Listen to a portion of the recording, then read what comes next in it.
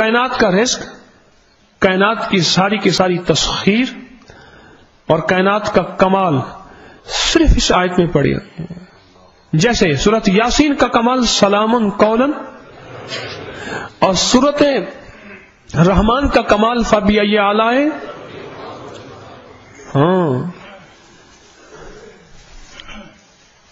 اور فاتحہ کا کمال ایاک نعبد.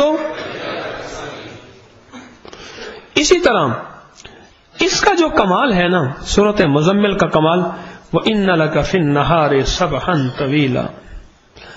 اور آج کے بعد صرف 11 دفعہ صبح شام پڑھ کے دیکھو تو صحیح، صرف 11 دفعہ. إِنَّ لَكَ فِي النَّهَارِ سَبْحًا طَوِيلًا، 11 دفعہ صبح شام تو پڑھ کے دیکھیں ذرا.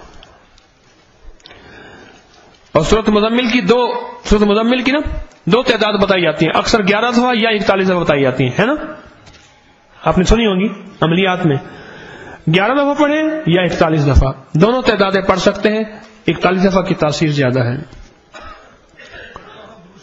درود شریف والآخر 3 دفعہ ابراہیمی. عجب اس کے اندر کائنات ہے، عجب اس کے اندر تاثیر ہے. میں نے عرض کیا نا کہ ساری کائنات کا رزق اس میں پڑا ہے، ساری کائنات کا مال اس میں پڑا ہے، ساری کائنات کی عزت اس میں پڑی ہے، ساری کائنات کی ثروت اور ساری کائنات کا جمال اس میں پڑا ہوا ہے اس چھوٹی سی آیت کے اندر. عجیب آیت ہے یہ.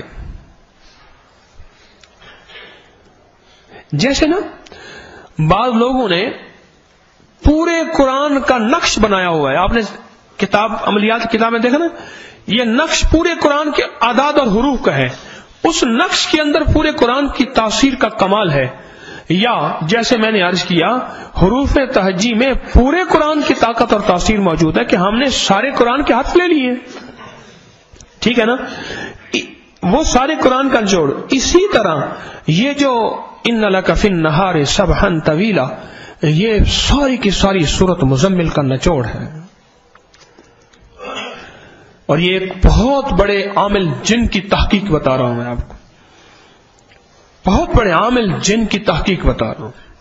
بہت عجیب تحقیق ہے یہ اور عجیب تاثیر ہے اس کے اندر.